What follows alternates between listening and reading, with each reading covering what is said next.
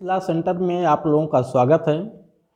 आज हम लोग एक बहुत महत्वपूर्ण टॉपिक जो हमारे समाज के लिए एक अभिशाप है, समाज के लिए बहुत बड़ी बुराई है, इस बुराई से निजात पाने के लिए समाज भी और कानून भी दोनों फेल हैं। उसके पीछे का जो रीज़न है कहीं ना कहीं वो हमारा समाज ही है। आइए आज हम लोग इस कानून के बारे में देखते हैं। दहेज प्रतिषेध अधिनियम, दहेज का लेन देन समाज के लिए बहुत बड़ा अभिशाप बन गया है। इस समय इस दहेज के लेन देन को लेकर के जो कानून बनाया गया वो कानून भी व्यवहार में लागू नहीं हो पा रहा है। इसका बड़े पैमाने पे दुरुपयोग और सदुपयोग बहुत कम हो पाता है। लेकिन आइए हम लोग पहले इसका इम्पोर्टेंस समझते हैं, फिर जो है एक एक करके इस पर चर्चा किया जाएगा। ये दहेज प्रतिषेध अधिनियम आपके उत्तर प्रदेश पीसीएसजे या एपीओ या एचजीएस के एग्जाम में तो फिलहाल अभी नहीं पूछा जाता है। आने वाले समय में हो सकता है सिलेबस में जोड़ दिया जाए, लेकिन सिविल तैयारी के लिए, ठीक है, अगर आप आईएएस पीसीएस की तैयारी करते हैं तो वहाँ ये टॉपिक ज़रूर रखा जाता है और इंटरव्यू में आपके पीसीएसजे में भी पूछा जा सकता है, एचजीएस में भी पूछा जा सकता है। लेकिन बिहार एपीओ प्रारंभिक परीक्षा में इसको नहीं रखा गया है, लेकिन मुख्य परीक्षा में एक अलग से माइनर लॉ का पेपर बना के दहेज प्रतिषेध अधिनियम उसमें एक सब्जेक्ट के रूप में रखा गया है। तो जो बिहार की तैयारी कर रहे हैं, जिनको बिहार एपीओ का मेंस लिखना है, उनके लिए बहुत उपयोगी होगा ये सब्जेक्ट। इसके साथ साथ इस विषय पे ज्ञान के लिए सभी के लिए लाभदायक है कि दहेज का लेन देन, क्योंकि ये सामाजिक बुराई बन चुका है तो हर व्यक्ति को जानना बहुत ज़रूरी है। इस विषय में सबसे ज़्यादा जो समस्या है इस दहेज के लेन देन को लेकर के, वो हमारे बहनें, हमारी बेटियां और हमारी माताओं को लेकर के है।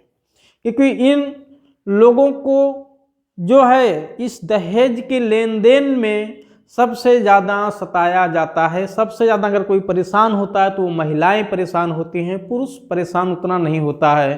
पुरुष तब परेशान होता है जब इस कानून के दुरुपयोग में उसको जेल जाना पड़ता है।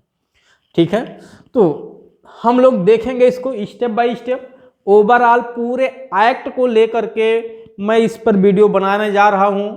ठीक है, इस पे एक वीडियो और बनाऊंगा जिसमें बहुत विस्तृत अध्ययन एक एक धारा का किया जाएगा, लेकिन ओवरऑल मैं पूरे एक्ट को बताना चाहता हूं। दहेज प्रतिषेध अधिनियम जो कानून बनाया गया ये क्या है। सबसे पहले आप समझिए, दहेज का लेन देन आज से नहीं बल्कि ये सदियों से चला आ रहा है। लेकिन उस समय दहेज जिस रूप में लेन देन होता था वो हर व्यक्ति अपने जो है सक्षमता के आधार पे, अपनी आर्थिक स्थिति के आधार पे लेन देन करता था। कोई मांग नहीं होती थी, जो जितना दे सकता था उतना देता था। ठीक है, इसके लिए कोई डिमांड नहीं होती थी। बाद में इसके लिए कोई डिमांड नहीं की जाती थी शादी के बाद में, जिस तरह से आज ये बहुत बड़ी बुराई बन चुकी है। लेकिन वर्तमान समय में दहेज यानी शादी, लड़की की शादी करना, उसमें दहेज अगर नहीं दिया गया है तो आप समझ सकते हैं कि लड़की को किस कदर परेशान किया जाएगा। तो उसी को लेकर के ये कानून बनाया गया है, क्योंकि इस कानून के माध्यम से, ठीक है, 1961 में ही ये कानून बनाया गया, लेकिन वर्तमान में भी ये दहेज के लेन देन को नहीं रोक पा रहा है। हाँ, बाद में जरूर, ठीक है, इसके तहत कानून दर्ज कराए जाने पे, वो एफआईआर दर्ज होने पे या कंप्लेंट दर्ज होने पे एक्शन लिया जाता है। लेकिन ये एक्ट प्रिवेंटिव नेचर का भी है, क्योंकि इस एक्ट के माध्यम से कुछ ऐसी विशेष व्यवस्थाएं की गई हैं जो दहेज के लेन देन को होने से पहले ही रोकी जा सकती हैं। लेकिन हम लोग सबसे पहले इस एक्ट के नेचर पे, इस कानून की प्रकृति पे थोड़ा सा दृष्टि डालते हैं, उसके बाद मैं इसको समझाता हूं आप लोगों को। सबसे पहले देखिए ये कानून कब बनाया गया, 1961 में बनाया गया है।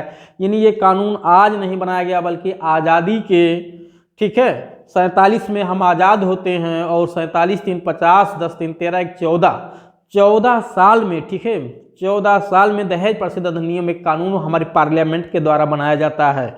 तो ये कानून पार्लियामेंट ने बनाया है, संसद ने हमारे बनाया है, ठीक है, पूरे देश के लिए एक कानून है। ये कानून क्योंकि केवल एक विषय से जुड़ा हुआ है, केवल दहेज के लेन देन को रोकने के लिए बनाया गया है, इस नाते इसे विशेष विधि हम कहेंगे। और क्योंकि इसमें दंड का प्रावधान किया गया, इस नाते विशेष दांडिक मौलिक विधि की बात इसमें की गई है। तो हम इसे स्पेशल क्रिमिनल सब्सटेंटिव लॉ कहेंगे, स्पेशल क्रिमिनल सब्सटेंटिव लॉ, विशेष दांडिक मौलिक विधि से कहेंगे।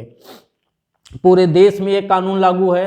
कब बनाया गया? 1961 में बनाया गया है, ठीक है। अधिनियम संख्या 28 है, यानी 1961 में। इसके पहले 27 कानून और बनाए जा चुके थे। ये कब पास हुआ है? 20/6/1961 को पास हुआ है पार्लियामेंट से, और 20/7/1961 से, यानी 1 महीने बाद इस कानून को लागू कर दिया गया है। तो इसकी इनफोर्स डेट 20/7/1961 है। अब इस एक्ट में आप देखेंगे तो टोटल जो धाराएं हैं वो धाराओं की संख्या 10 है, ठीक है। 10 धाराएं इस अधिनियम में टोटल बनाई गई हैं। और इस बहुत छोटा अधिनियम है, लेकिन अपने आप में कंप्लीट है। कुछ इसकी खामियां भी हैं, उस पर हम लोग चर्चा करेंगे। लेकिन सबसे पहले चलते हैं इस अधिनियम में, देखते हैं कि क्या इस कानून के माध्यम से, ठीक है, क्या व्यवस्था की गई, क्या उस कानून का जो प्रभाव है, दहेज का लेन देन बंद हो गया समाज में या और बड़े पैमाने पे बढ़ता जा रहा है। तो सबसे पहले हम लोग देखेंगे इसमें कुछ और बातें मैंने लिखा है। 304B, 498 का, 113 का, 113 का, ये 4 धाराएं मैंने अलग से ऐड किया है जो इस अधिनियम की नहीं है, बल्कि ये 304 खा यानी 304B और 498A, ये 2 धाराएं बहुत फेमस धाराएं हैं। हर महिला लगभग जानती है जो कहीं कोर्ट का चक्कर लगाई होगी, ठीक है। 304B क्या है? दहेज मृत्यु पर लागू होता है। दहेज मृत्यु पे नहीं, जब किसी महिला को दहेज की मांग के लिए उसके साथ इतनी क्रूरता की गई हो कि उसको मार दिया गया हो उसके लिए, ठीक है, दहेज के लिए मार दिया गया हो, तब 304B लगता है। और जब महिला के साथ क्रूरता किया जा रहा हो, क्रूरता में बहुत सारी चीज़ें आती हैं, जिसमें से दहेज की मांग करना भी महिला के लिए क्रूरता माना जाता है।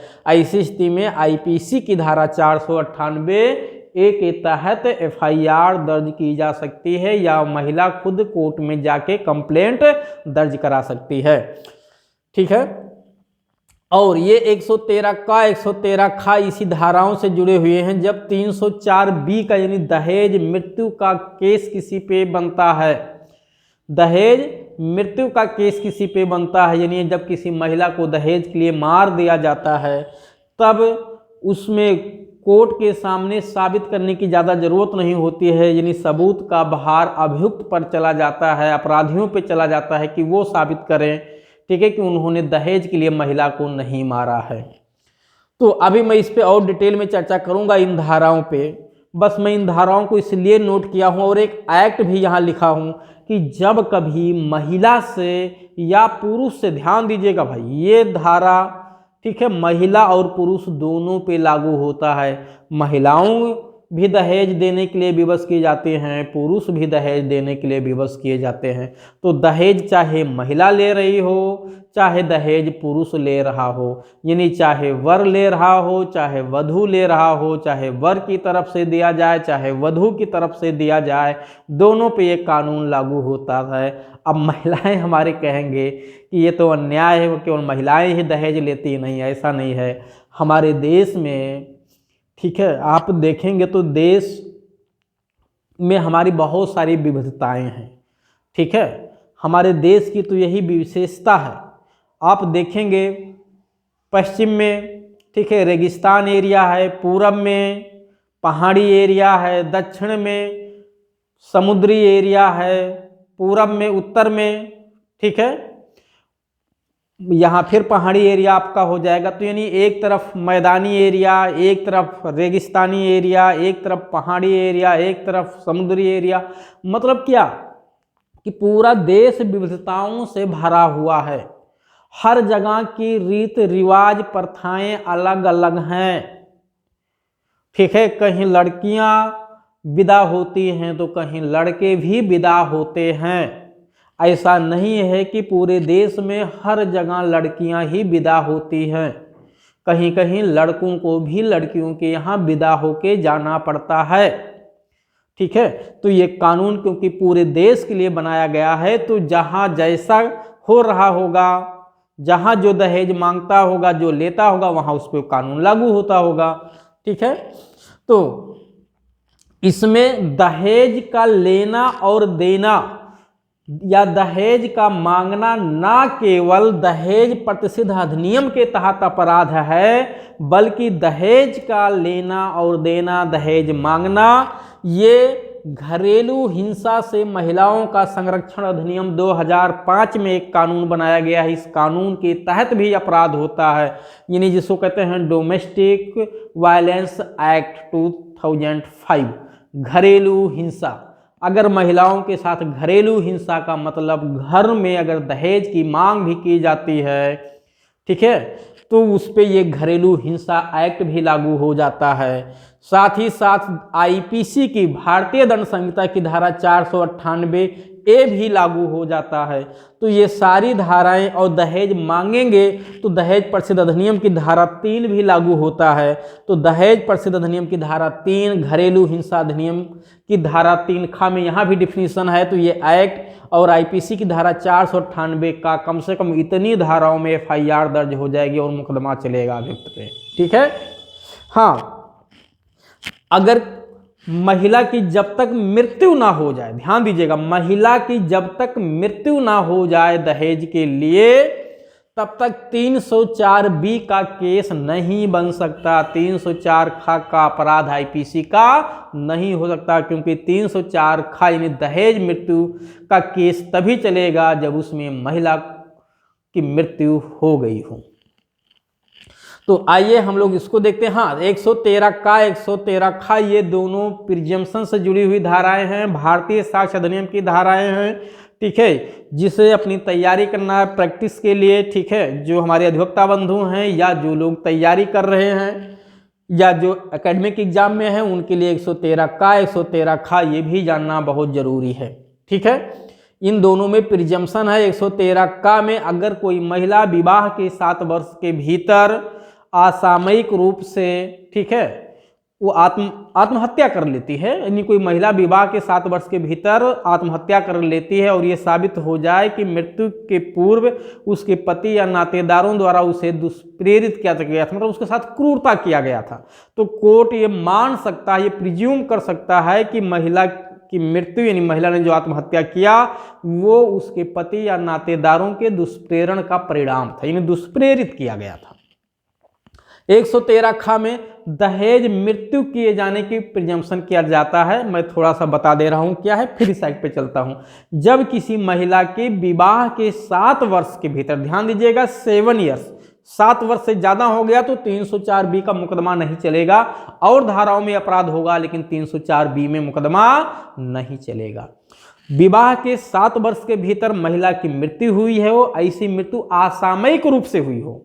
असामयिक रूप का मतलब है कि वो चाहे जला दी गई हो, जहर खाने से मृत्यु हो गई हो, मतलब किसी भी कारण से उसकी मृत्यु हुई हो जो नेचुरल ना हो, वो प्राकृतिक मृत्यु ना हो, और मृत्यु के समय या उसके पूर्व पति या नातेदारों द्वारा दहेज की मांग की गई हो या दहेज की मांग के लिए उसके साथ क्रूरता की जा रही हो, तब 304B का केस बनता है। और कोर्ट ये प्रिज्यूम कर लेता है कि दहेज मृत्यु है जब तक उसके पति या नातेदार में मतलब उसके माता पिता भाई बहन ये लोग आते हैं, ये साबित ना कर दें कि उस महिला की जो असामयिक मृत्यु हुई है वो सांप काटने से हुई है, जहर खाने से हुई है, भूल से जहर खा ली है, गलती से जहर खा ली, किसी ने खिलाया नहीं है, या महिला खाना बनाते समय जल के मर गई है।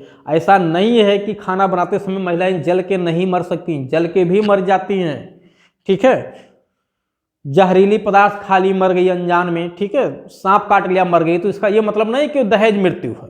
भाई अगर संदिग्ध है मृत्यु अगर संदिग्ध है तो ये नहीं कह सकते कि पति ने दहेज मृत्यु कारित किया है।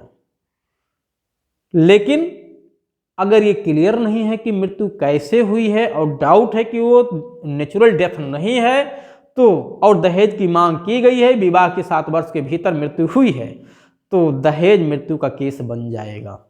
ठीक है, अब इस पे मैं एक अलग से वीडियो बनाऊंगा, दहेज मृत्यु पे अलग से केस बनाऊंगा, 304B और 302 में अंतर। ठीक है, बहुत डिटेल में समझाऊंगा, क्योंकि इस 304B और 302 पे कम से कम 85% लोग जो लॉ के जानकार हैं वो भी सही से कानून नहीं जानते हैं। अगर वो मानते हैं कि मुझे पता है तो जब मैं वीडियो बनाऊंगा तब वो चेक कर लेंगे अपने को।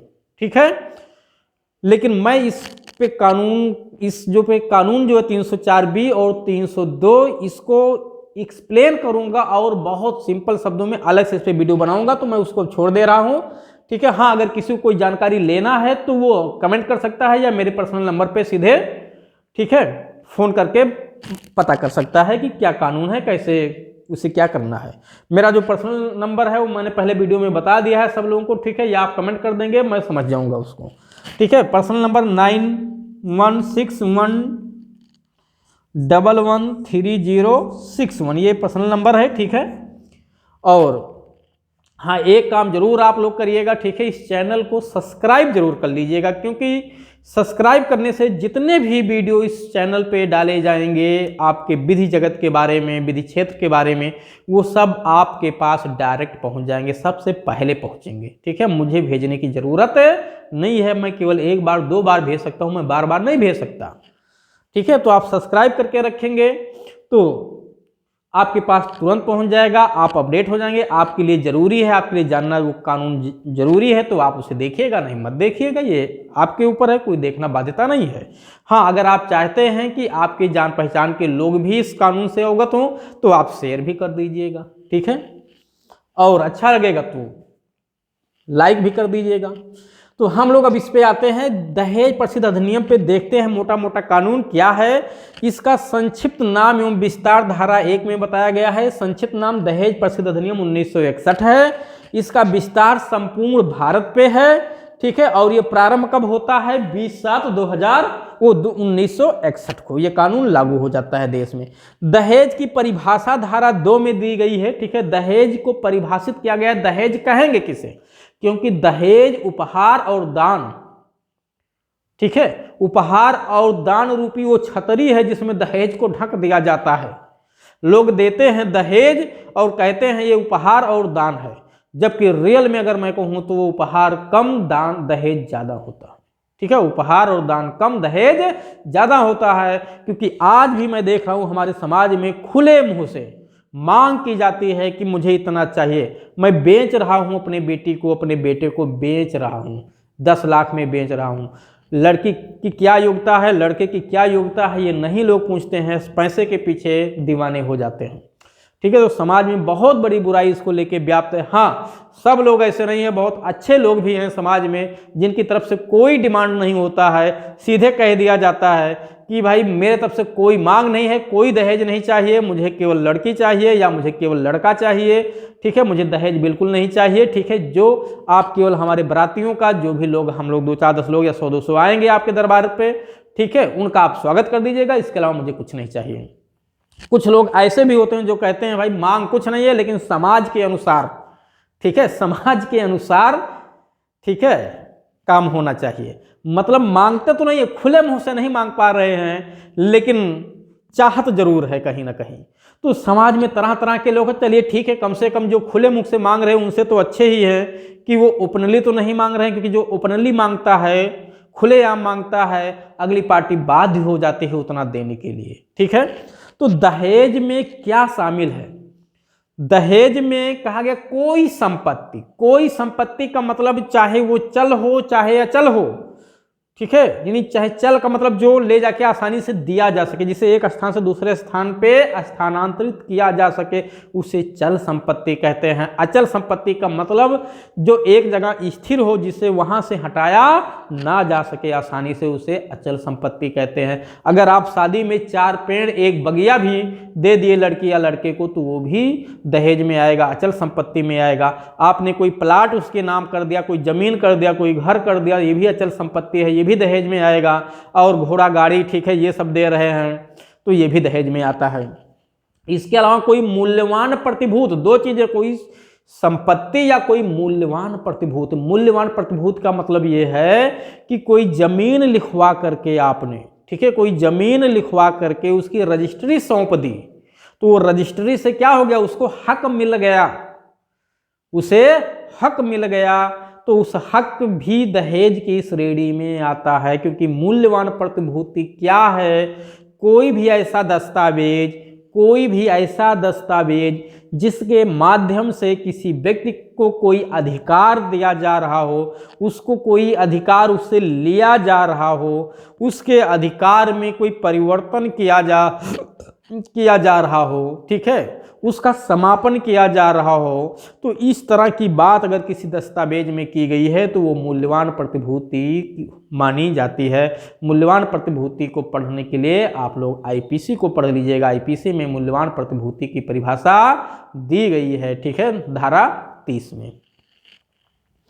तो मूल्यवान प्रतिभूति, अब ये दहेज की परिभाषा में, ठीक है, मूल्यवान प्रतिभूति आती है। और ये दहेज चाहे लड़की ने लड़के को दिया हो या लड़के ने लड़की को दिया हो, या एक पक्षकार की तरफ से, एक पक्षकार के माता पिता के द्वारा, या उसकी ओर से दूसरे पक्षकार को, या उसके तरफ से किसी और को दिया गया हो। यानी अगर लड़की के माता पिता लड़के के माता पिता को देते हैं, वो भी दहेज देना माना जाएगा।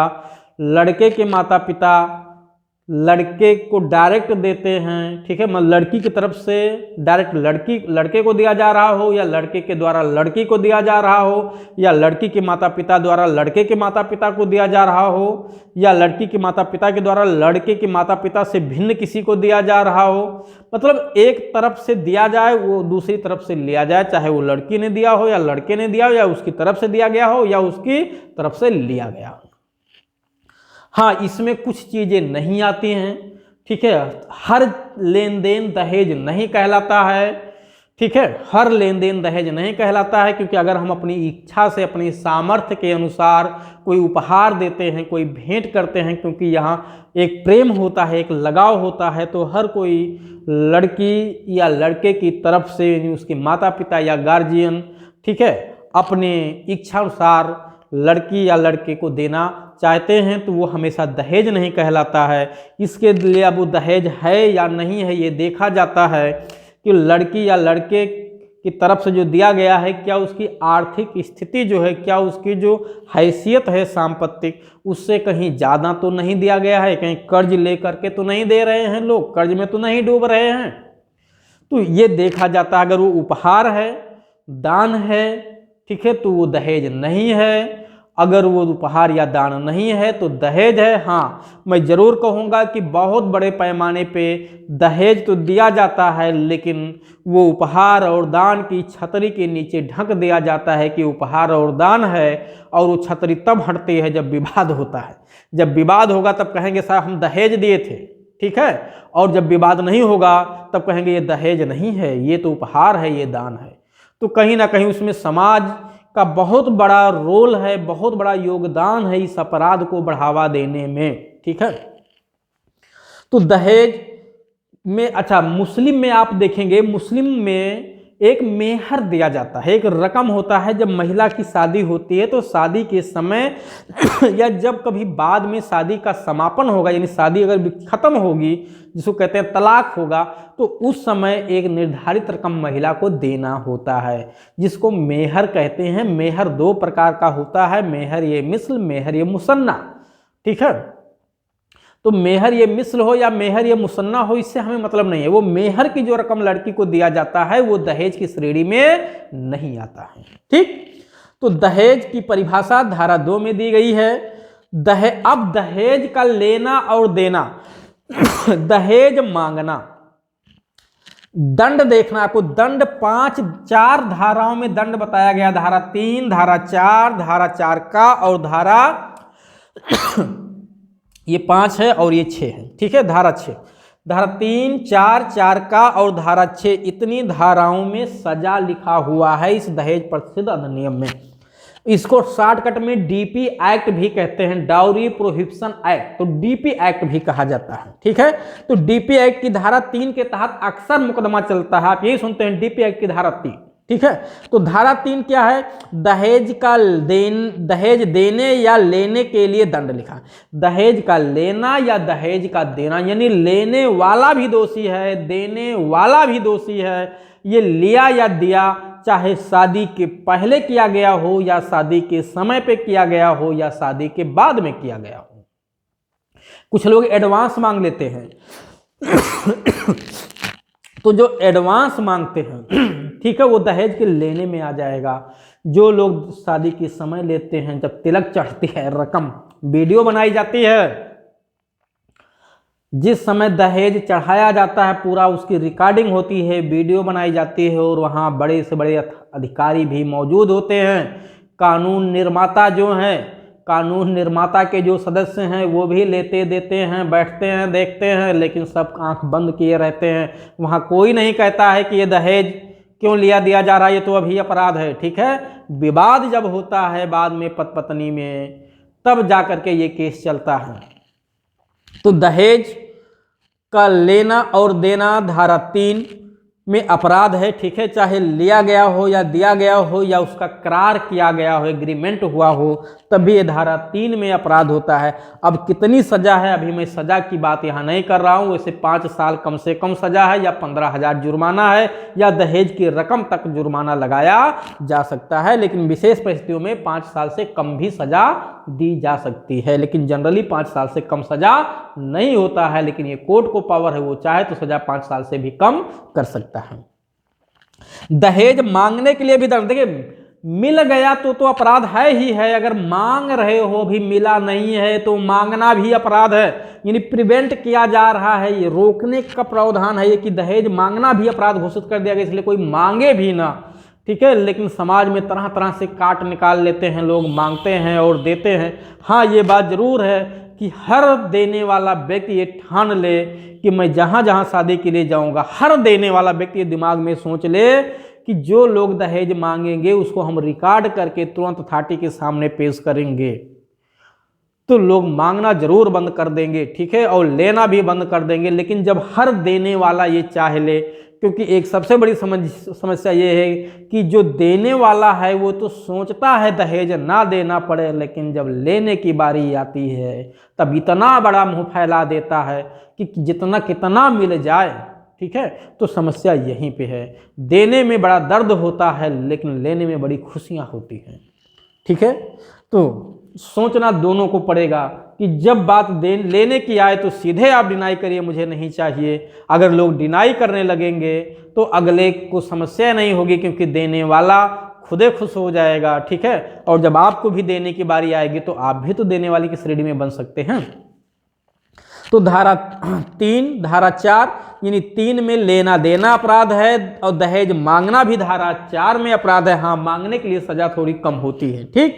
विज्ञापन, अगर विज्ञापन करके भी आप समाचार पत्र वगैरह में भी नहीं निकलवा सकते हैं। हाँ, इतना जरूर निकलवा सकते हैं कि मुझे, ठीक है, योग्यता अनुसार लड़की या लड़का यानी वर या वधू चाहिए, ठीक है, क्या क्वालिफिकेशन हो, क्या योग्यता हो, क्या लंबाई हो, कितना वेट हो, मतलब इस हिसाब से तो आप विज्ञापन निकलवा सकते हैं, लेकिन उसमें दहेज की रकम नहीं जोड़ सकते हैं कि इतना दहेज चाहिए मुझे, ठीक है। हाँ, ये अलग की बात है कि उसी योग्यता के अनुसार ही वो दहेज का मीटर भी तय होता है कितना दहेज पड़ेगा, ठीक है।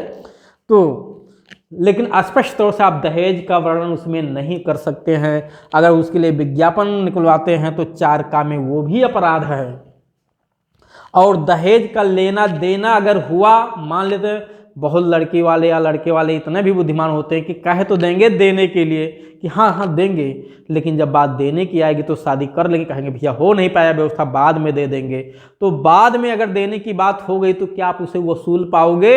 नहीं। ये एग्रीमेंट क्या है? वायड है, शून्य है, विधि की दृष्टि में इसका कोई मूल्य नहीं है। और गलती से कहीं कोर्ट में मत चले जाना वसूलने के लिए, कोई केस फाइल करने नहीं, वहीं बैठा लेगा, ठीक है, जेल में डाल दिया जाएगा तुरंत, क्योंकि ये अपराध है। जैसे आप क्योंकि खुद ही कन्फेस कर लोगे साहब दहेज देने के लिए बात हुई थी, दहेज दे नहीं रहे हैं, शादी तो मैंने कर लिया, उठा के जेल में डाल दिया जाएगा।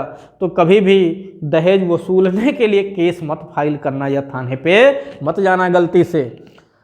और दहेज की रकम, एक बात और कि अगर दहेज का लेन देन हुआ तो पार्टी तो दोषी है, जेल जाएगी, लेकिन वो रकम क्या होगी, वो दहेज क्या होगा?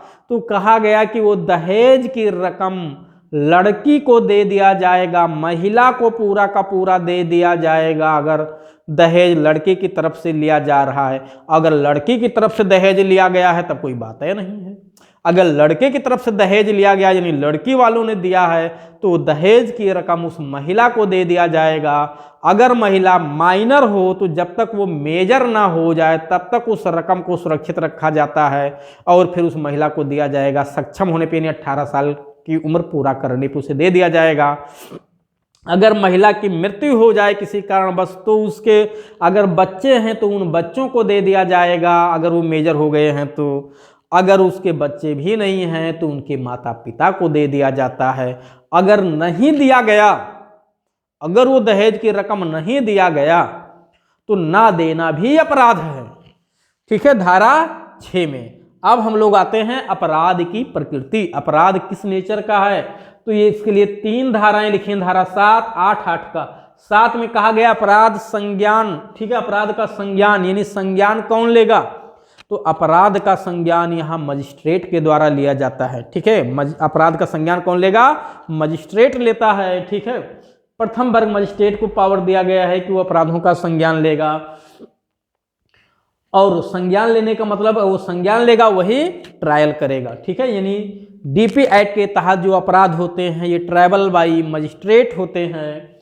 और अपराध का संज्ञेय एवं आजमानते होने यानी पूरा का पूरा अपराध कॉग्निजेबल और नॉन अवेलेबल है। इसका मतलब होता है कि इसमें FIR दर्ज हो जाएगी।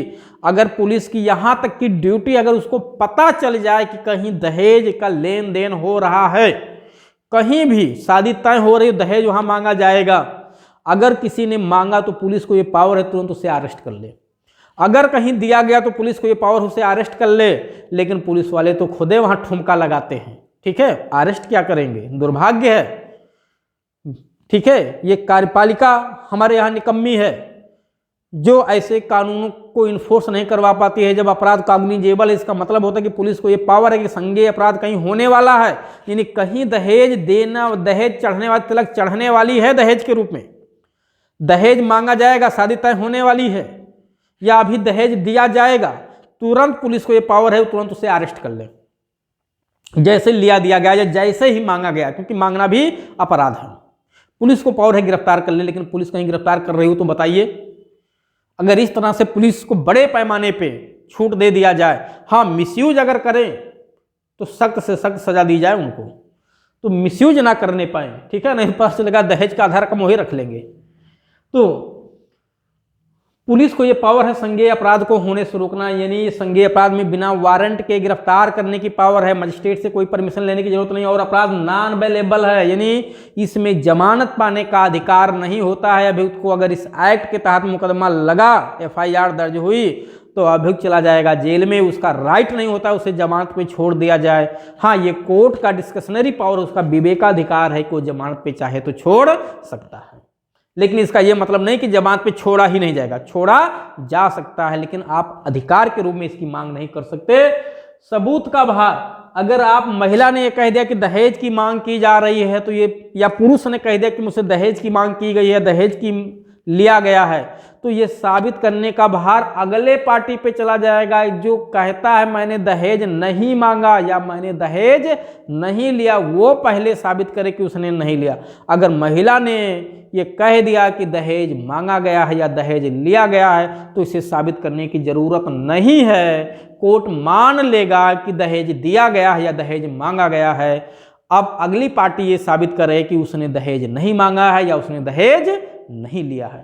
तो ये सारे अपराध यहाँ पे, ठीक है, सबूत के भार 8 में ये जोड़ा गया है बाद में धारा, ठीक है, बहुत महत्वपूर्ण धारा है। उसके बाद दहेज प्रतिषेध अधिकारी एक बनाया गया है धारा 8 में, जिसमें महिलाओं को भी उसमें वरीयता दिया गया कि महिलाएं भी उसमें पार्टिसिपेट करेंगी। दहेज प्रतिषेध अधिकारी, ये इस अधिकारी का काम है ये देखे दहेज का लेन देन कहीं हो रहा है या नहीं हो रहा है, तो इस अधिकारी की ड्यूटी बनाई गई है। इस अधिकारी को पुलिस की पावर दी जाती है,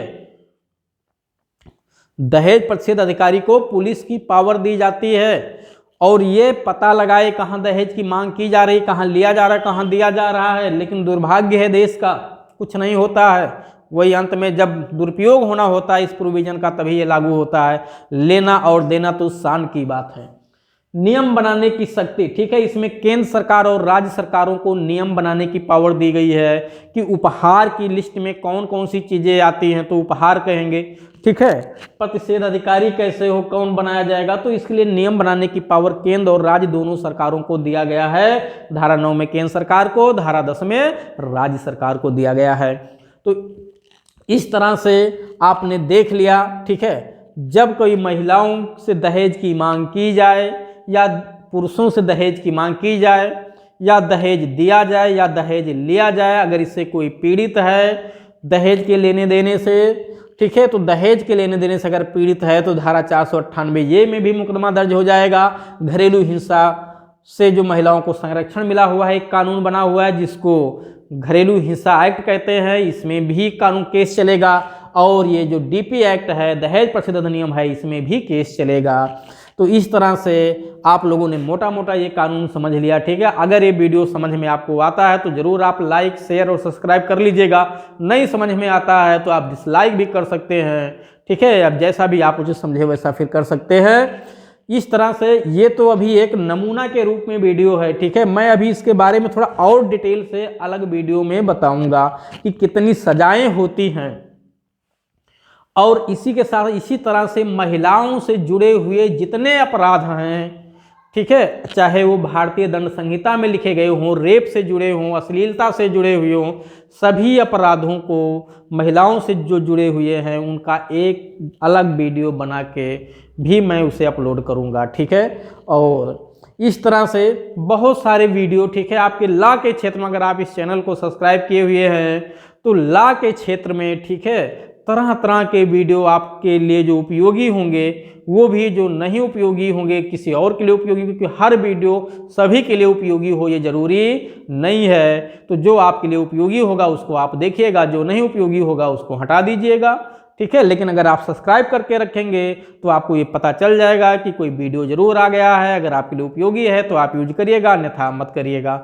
अगर किसी को अपना कोई सुझाव देना होगा किसी तरह का कि सर इस टॉपिक पे वीडियो बना दीजिए, तो ज़रूर आप कमेंट में अपना सुझाव दे सकते हैं और मैं पूरा कोशिश करूंगा कि उस टॉपिक पे भी वीडियो बना दूंगा, ठीक है। अब हम लोग फिर अगली टॉपिक पे मिलेंगे।